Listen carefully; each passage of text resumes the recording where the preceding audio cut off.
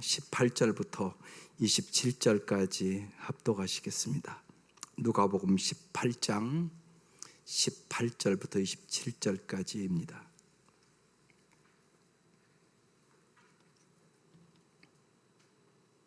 네, 시작.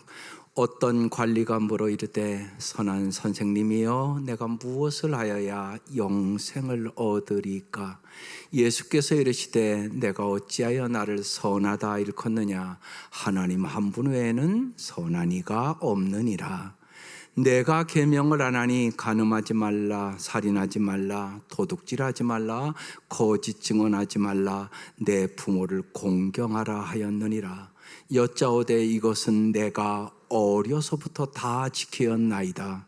예수께서 이 말을 들으시고 이르시되 내가 아직도 한 가지 부족한 것이 있으니 내게 있는 것을 다 팔아 가난한 자들에게 나누어 주라. 그리하면 하늘에서 내게 보화가 있으리라. 그리고 와서 나를 따르라 하시니 그 사람이 큰 부자이므로 이 말씀을 듣고 심히 근심하더라.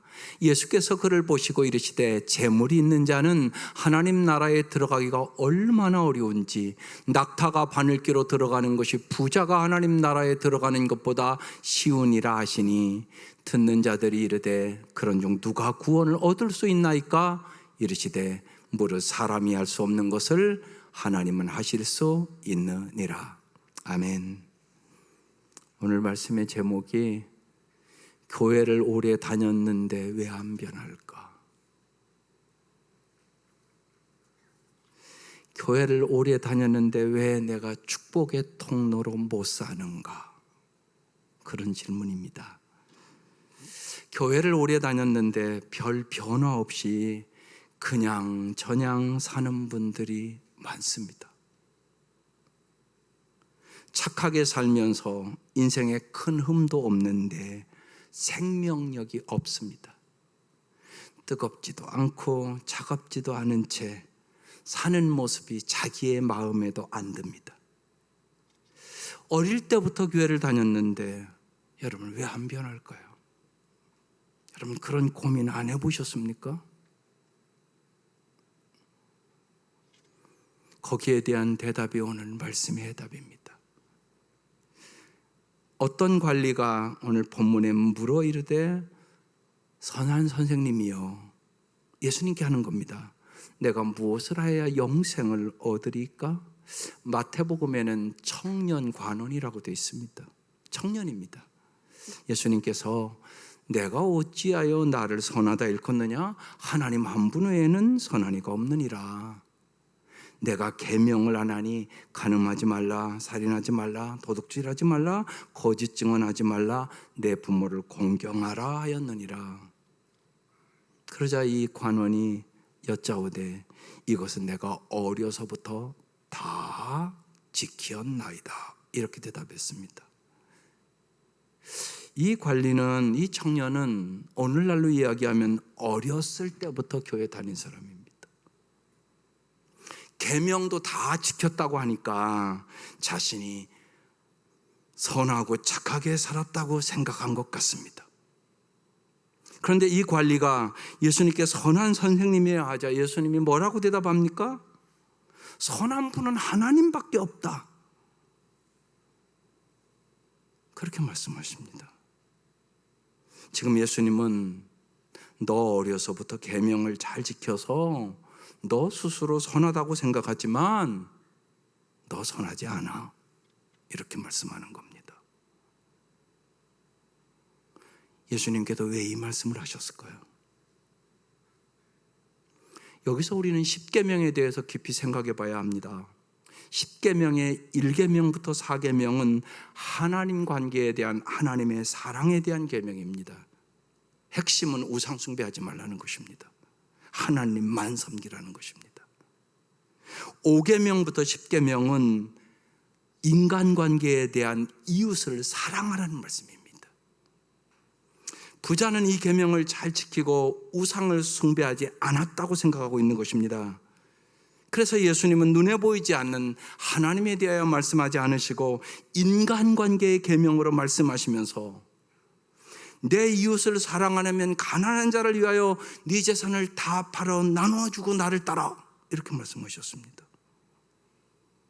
예수님이 부자 관원이 스스로 자신이 십계명을 잘 지키고 있다는 허상에서 진짜 자신을 지배하고 있는 주인이 무엇인지를 진실로 깨닫게 해주시기를 원하신 겁니다. 그래서 22절에 이렇게 말합니다. 이게 오늘 핵심 말씀입니다. 예수께서 이 말을 들으시고 이르시되 내가 아직도 한 가지 부족한 것이 있으니 내게 있는 것을 다 팔아 가난한 자에게 나눠줘라. 그리하면 하늘에서 내게 보화가 있으리라. 그리고 와서 나를 따르라고 말씀하십니다. 그때 이 청년이 어떻게 반응했을까요? 그게 23절입니다. 그 사람이 큰 부자이므로 이 말씀을 듣고 심히 근심하고 돌아갔습니다. 여러분 같으면 어떻게 반응했겠습니까? 이게 오늘 중요한 얘기입니다. 이게 여러분에게 하는 주의 음성입니다. 여러분 같으면 예수님 따르겠습니까? 이 부자처럼 큰 근심을 하며 갔겠습니까? 24절에 이렇게 말합니다. 예수께서 그를 보시고 이르시되 재물이 있는 자는 하나님의 나라에 들어가기가 얼마나 어려운지, 낙타가 바늘기로 들어가는 것이 부자가 하나님 나라에 들어가는 것보다 쉬운이라고 말씀하셨습니다. 그러자 듣는 자들이 그런즉 누가 구원을 얻을 수 있습니까? 물었습니다. 이르시되 예수님 말씀하십니다. 사람이 할 수 없는 것을 하나님은 하실 수 있느니라. 오늘도 이 말씀을 듣고 병원아 여러분이 못합니다. 하나님을 전적으로 의지해야 여러분 변할 수 있습니다. 재물을 많이 가진 자가 가지고 부자로 사는 것이 구원에는 도움이 되지 않을 뿐만이 아니라 도리어 위험 요소라고 말씀하고 있는 것입니다. 성경은 시종일관 하나님과 재물을 동시에 섬길 수는 없다고 말씀합니다. 많은 한국 기도인들은 자신이 부자가 아니라고 생각합니다. 그러나 전 세계를 놓고 보면 지구의 전체 인구 중 1%가 10억 이상의 부를 소유하고 있습니다. 그러니까 10억 이상 갖고 있으면 엄청난 부자인 겁니다. 또한 1억 원에서 10억 원을 소유한 사람은 상위 7%에 들어갑니다. 전 세계의 먼 이웃을 다 생각하면 부자지만 사람들은 이웃 중에 나보다 더 부자가 있으면 자신은 부자가 아니라고 생각하는 사람이 대다수입니다. 아마 여기도 여러분도 그럴 것입니다. 부라는 것은 가져도 조금 더 끊임없이 조금 더입니다. 만족을 주지 못합니다. 따라서 오늘 이 본문은 대다수 우리에게 다 적용되는 말씀입니다. 나는 부자가 아니라 적용 안 된다고요? 아닙니다. 그렇다면 그도인이 되면 가진 것을 다 팔아서 예수를 따라야 한다는 말씀입니까?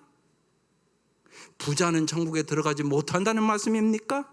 그런 의미는 아닙니다. 그래서 22절 말씀을 우리는 깊이 생각해야 되는 것입니다.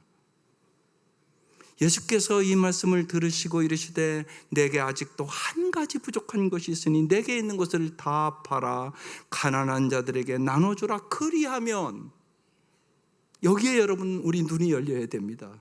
하늘에서 내게 보화가 있으리라. 그리고 와서 나를 따르라.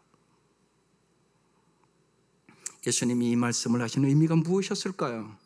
예수님은 사실 이렇게 말씀하는 겁니다. 청년아, 내 눈에는 아직도 사람보다 돈이 귀하구나. 하나님께서 너에게 돈을 맡기신 것은 그 돈을 섬기라고 준 것이 아니라 그 돈을 사람을 사랑하는 도구로 사용하라고 너에게 맡기신 거다. 그러므로 내가 지금 절대적인 가치를 두고 있는 그 돈보다 사람을 더 중요하게 여기는 사람이 되고 나를 따르라고 말씀하시는 것입니다. 그리하면 하늘에 네가 상상할 수 없는 보화를 너에게 줄 것이다. 진정한 기쁨을, 진정한 행복을, 진정한 평안을. 하늘의 보화는 사람을 사랑함으로써 쌓는 것이다. 이렇게 말씀하고 계신 것입니다. 돈이 많은 사람들은 돈으로 사람을 사랑할 수 있다고 생각하기 쉽습니다. 돈 많은 사람 중에는 마음이 찢어지는 아픔에 한 번도 동참하지 않고 돈으로 그 아픔을 치유할 수 있다고 생각하는 사람도 많습니다. 그래서 부자들은 돈과 함께 상처만 주기도 합니다. 왜 그렇습니까? 부자들의 눈에는 사람이 안 보이는 것입니다. 내가 베푼 것만 보이는 것입니다. 그래서 심지어는 거원 양로원 가서 몇 박스 갖다 주고 그 앞에서 사진 찍습니다. 그 짓을 왜 하는 것입니까?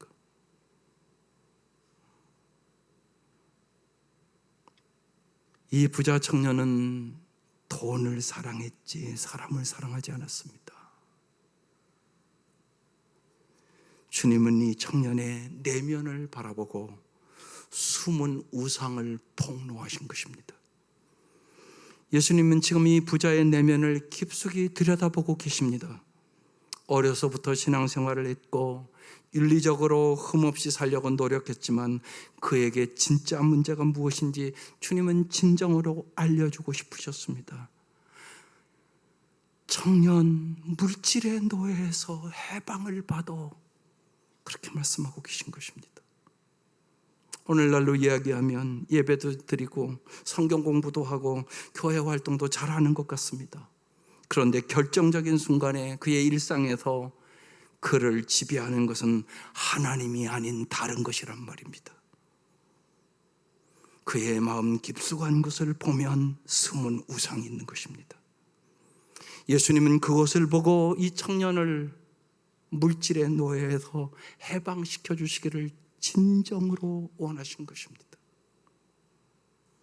주님은 정말 우리에게 진정한 행복을 주시기를 원하시는 겁니다.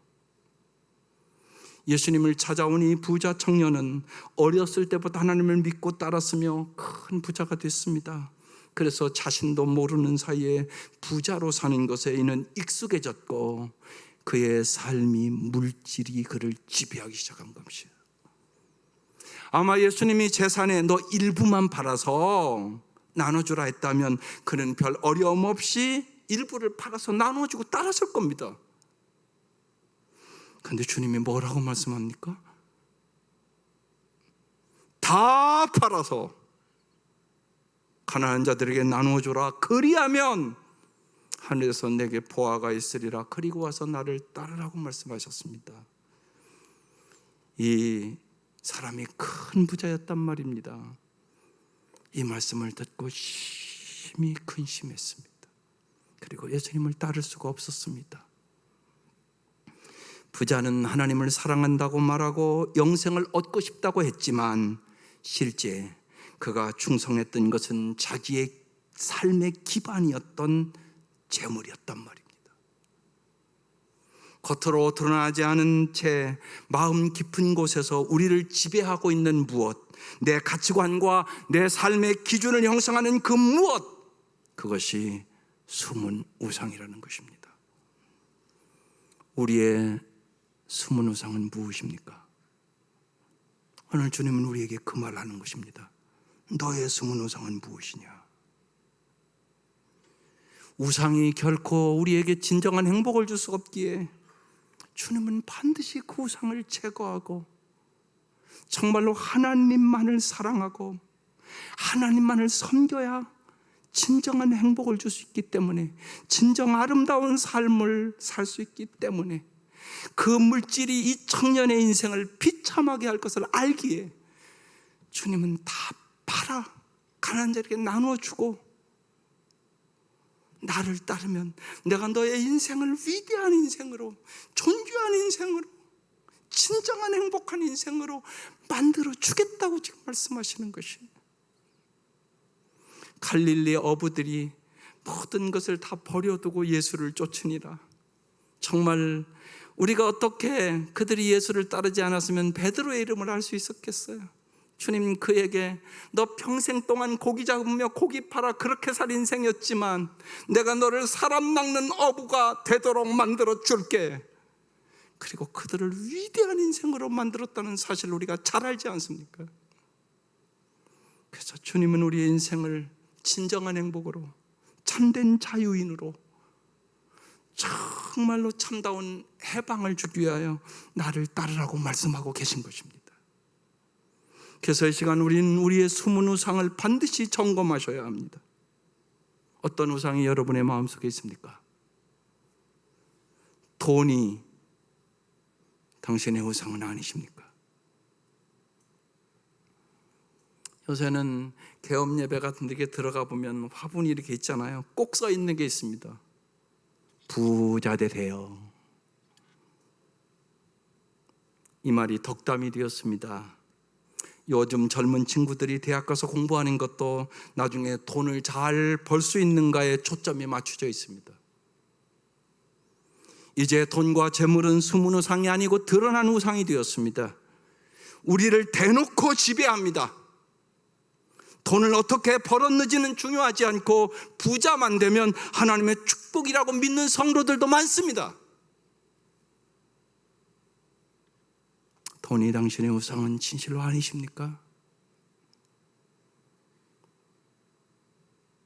성공이 당신의 우상은 아니십니까? 돈 말고도 우리를 지배하는 우상이 많습니다. 그 중에 하나가 성공입니다.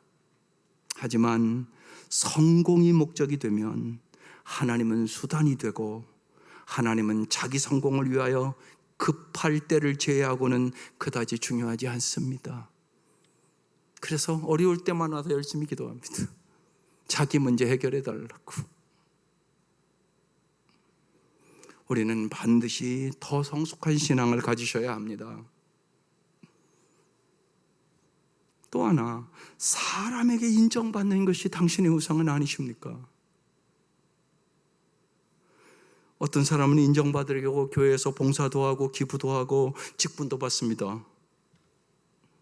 학력도 경력도 인정받기 위해 쌓고 심지어 몸도 만들고 얼굴도 고칩니다. 사람에게 인정받는 것이 너무나 중요한 시대로 변했습니다. 내 가치가 타인의 평가에 의해 좌지우지되는 시대가 되었습니다.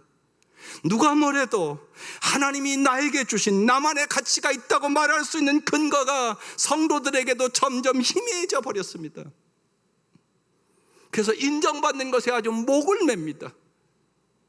인정을 조금 못 받고 조금 모욕만 당하면 어찌할 줄을 모릅니다. 십자가의 능력은 내가 모욕을 받아도 주님을 바라보며 이겨나가는 것이 십자가의 능력이 옳시다. 하나님에게서 오는 인정이 아니라 사람의 인정이 사람들을 끌고 가는 시대가 되었습니다.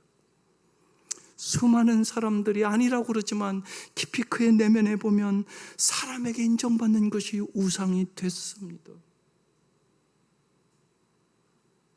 그뿐만이 아닙니다. 관계에 우상이 있습니다. 하나님과의 관계보다 인간관계가 더 중요합니다. 그래서 기도할 시간도 없고 성경 볼 시간도 없고 바쁘면 언제나 그것을 빼먹습니다. 안 합니다. 자녀들이 우상입니다. 자녀들을 잘 키우는 것이 부모의 신성한 책임이지만 자녀를 위한다는 핑계로 하나님을 소홀히 하고 멀리하면 여러분 그 인생은 비참해집니다. 하나님을 소홀히 하며 별 문제가 아니라고 느끼는 사람들이 점점 많아집니다. 그래서 관계가 다 깨지는 것입니다. 하나님의 관계가 우선되지 않으면 우리는 사랑의 사람 될 수 없습니다. 감사의 사람 될 수 없습니다. 기쁨의 사람 될 수 없습니다. 우리가 어떻게 항상 기뻐하며 범사에 감사하며 쉬지 말고 기도하는 사람 될 수 있겠습니까? 우리의 능력으로 절대 안 됩니다. 반드시 하나님이 은혜를 주셔야만 되는 것입니다. 이번 주 주보 안면 잘 읽어보시고 정말 자기를 이기는 사람, 정말 참으로 행복한 사람들이 될 수 있기를 바랍니다. 오늘날 젊은이들 사이에 팽배한 우상은 재미와 쾌락입니다. 장기적인 계획을 세우기에는 미래가 너무 불확실해져서 지금 여기에서 누리는 재미와 쾌락이 중요해졌다고 생각합니다. 그래서요, 교회도 재미없으면 발길을 거둡니다. 그래서 유치부, 아동부 사역자들에게 꼭 얘기합니다. 재미만 추구하면 큰일 난다고. 물론 재미 있어야 합니다. 그렇지만 하나님을 만나지 못하면 아무런 소용없습니다. 근데 너무나 재미나는 쪽으로 갔단 말입니다. 이렇게 말씀을 나누면 이렇게 얘기할지 모르겠습니다. 숨은 우상이 아는 것이 없네요. 예. 돈, 성공, 인정, 관계, 쾌락, 이 모두 우리에게 필요한 것입니다. 그것 자체가 우상은 아니올시다. 하지만 그것들을 내가 얻지 못할 때 내 삶이 우울하고 내가 화가 나고 스스로 무가치하다고 생각하고 느끼거나 내 삶이 무너진다면 당신은 그것들이 우상이 되어 당신을 지배하고 있는 증거입니다. 물론 내가 이것들로부터 자유할 수 있다면 그것은 우상이 아닙니다. 우리 안에 우상이 있을 수 있음을 우리는 잘 이 아침 영적으로 점검하셔야 합니다. 이를 용인하면 우리는 두 주인을 섬기며 살아갑니다. 하나님을 섬긴다고 말로는 얘기하지만 진짜 주인은 따로 있다는 말입니다. 하나님을 사랑합니다. 이 아침도 찬양하며 기도도 하며 사랑을 표현하지만 자기 스스로 속아 넘어가서 실제로 다른 무언가의 지배를 받고 있단 말입니다. 이것이 두 주인을 섬기는 모습입니다. 예수님은 이 부자 관원에게 마음속에 숨은 우상을 폭로하기 원하셨습니다. 예수님은 지금도 우리에게 오셔서 우리의 숨은 우상을 폭로하십니다. 그래서 오늘 이 아침 여러분 부르셨습니다. 우상의 문제를 너 해결하지 않으면 너 진정한 행복 누릴 수 없어. 어떻게 폭로하실까요? 두 가지만 얘기하겠습니다. 하나는 말씀과 묵상을 통해 폭로하십니다. 성경을 읽으면서 내가 우상 숭배하구나 이걸 보여주십니다. 설교를 들으면서 자기 우상을 발견하게 합니다. 내가 이렇구나. 내가 사람의 인정받는 것이 하나님 인정받는 것보다 더 중요했구나. 내가 우상 숭배했네. 이렇게 깨닫는 것입니다. 이것이 자기 성찰입니다. 자기 성찰이 말씀을 듣고 없는 사람은 절대로 변하지 않습니다. 평생 종교 생활할 수 있습니다. 우리는 날마다 성경을 읽으며 내 내면을 들여다보며 자기 성찰이 모여서 나의 숨은 우상에 무릎을 꿇지 않고 주님만을 따라가는 것, 이것이 진정한 신앙 생활을 하는 것입니다. 날마다 우상과 싸웁니다. 내 마음 속에서 말입니다. 또 하나, 여러분 찬양할 때 우상이 폭로됩니다. 그래서 진심으로 찬양하라고 얘기하는 것입니다. 입술로만 찬양하지 말라고 말씀하는 것입니다. 주 예수보다 더 귀한 것이 없네. 이 세상 부귀와 바꿀 수 없네. 오늘 이 아침 우리 이렇게 찬송했습니까? 진짜십니까? 주님 앞에 진짜입니까?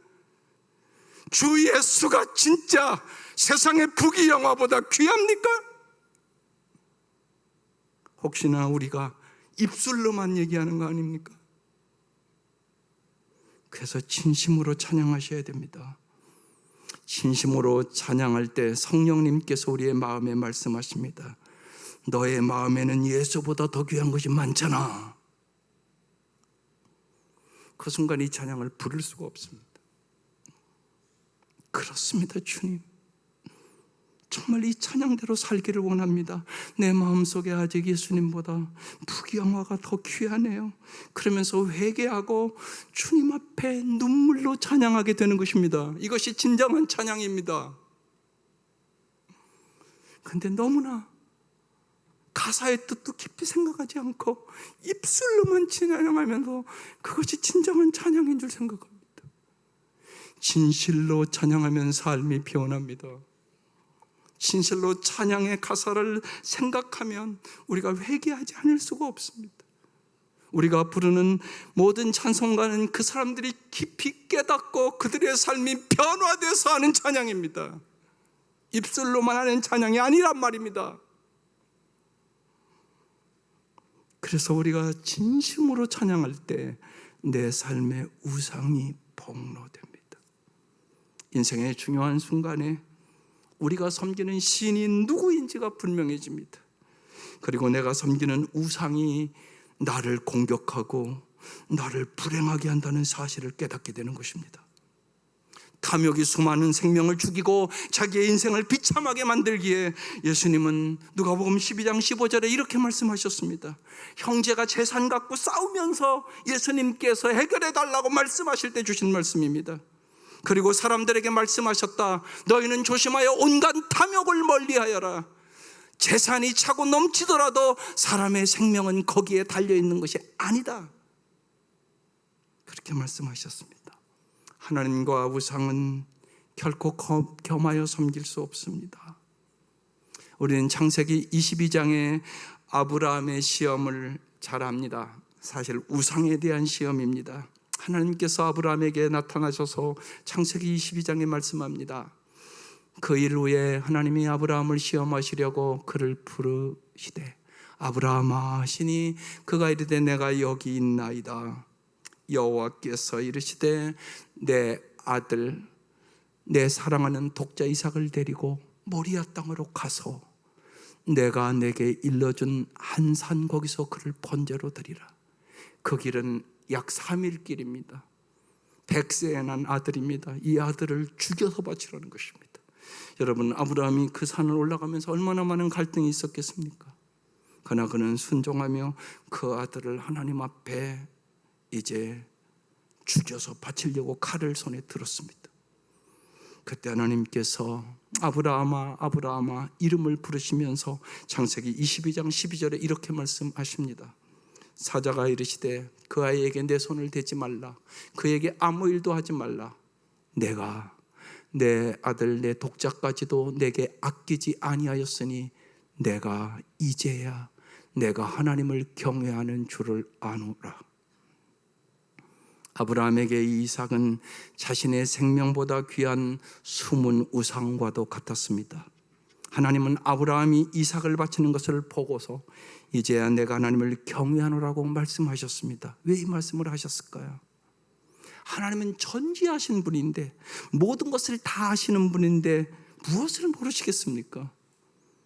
하나님은 아브라함에게 하나님, 제가 하나님을 독자 이삭보다 더 사랑합니다.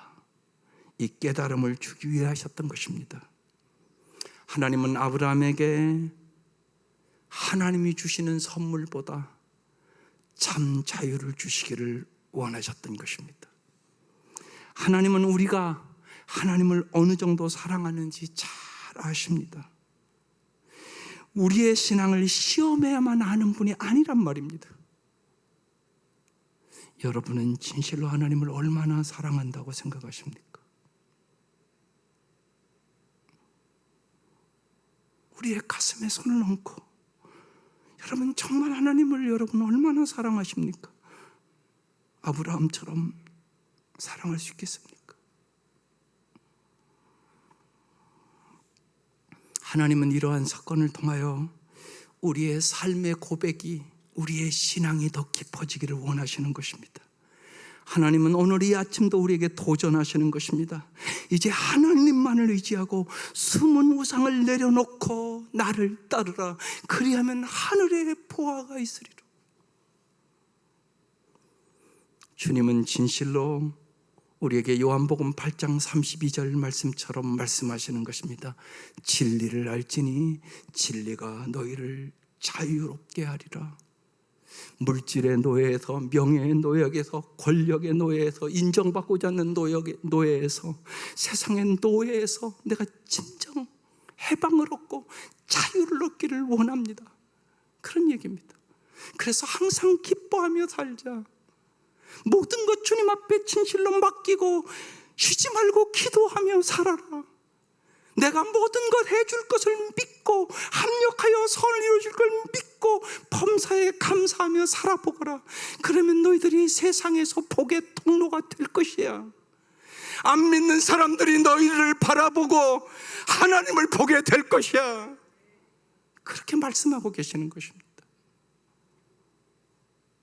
사랑하는 성도 여러분, 교회에 오래 다니고 윤리적인 삶을 살려고 노력한다고 삶이 변화되지 않습니다. 하나님께서 우리 속에 숨은 우상을 드러내실 때 내가 정직하게 그것을 인정하고 하나님만을 섬기겠다고 결단하며 살아갈 때 우리는 숨은 우상의 독재에서 진정한 해방, 자유를 얻게 되는 것입니다. 자유해지는 것이 진정으로 영적으로 성장하는 것입니다. 숨은 우상이 내 마음에 있는 한 참된 자유는 얻을 수 없습니다. 그래서 주님께서 22절 말씀을 하신 겁니다. 예수께서 이 말을 들으시고 이르시되 내게 아직도 한 가지 부족한 것이 있으니, 이 한 가지가 이 사람의 인생을 지배하고 있는 것입니다. 내게 있는 것을 다 팔아 가난한 자들에게 나누어줘라. 그리하면, 언제나 성경은 약속의 말씀이에요. 네가 그렇게 하면 하늘에서 내게 보화가 있으리라. 그리고 와서 나를 따라봐. 내가 너의 인생을 얼마나 행복하게, 얼마나 위대하게 만들어 주는지 네가 알 수 있어. 그런 말씀입니다.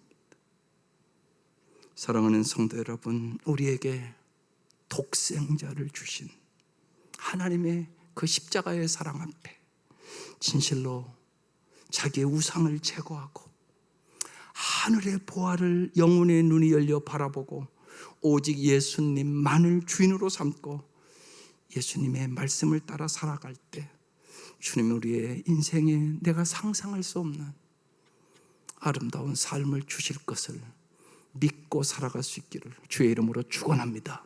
기도드리겠습니다.